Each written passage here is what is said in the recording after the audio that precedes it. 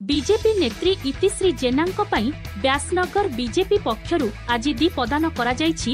गत गुरुवार दिन दुईटी गाड़ी रे सिक्किम रो एक हिल टॉपकु बुलिबाकु जाइथिले इतिश्री हो तांको संपर्कीय माने मध्यरात्रि समय रे घाटीरु भारसाम्य हराई गाड़ीटी तळकु खसी पड़िथिबा बेले 4 जण एबे भी निखोज अछंती। एमानंक सुरक्षित फेरिबा पई आज दीप दान करा जायछि। विधायक आकाश दास मुख्यमंत्रीक सहित आलोचना करी निखोज मानंकु किभଳି उद्धार करा जिवो से नै आलोचना करिसंती।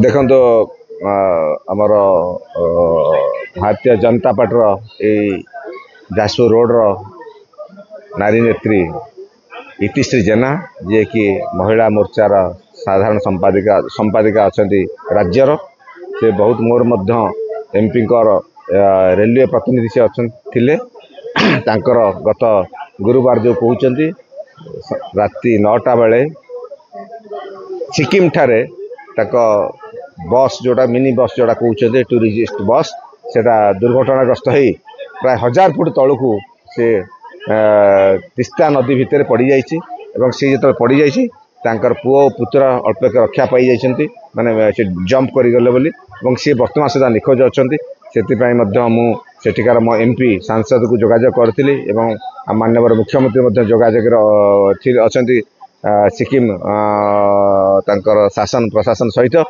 केंद्र मंत्री धर्मेंद्र प्रधान जोगाजोग अच्छा समस्ते जोगाजोग कर एसडीआरएफ आईटीबीपी एनडीआरएफ समस्ते लगी पड़ी से निश्चय कौन उपाय उद्धार करने चेष्टा जारी रही।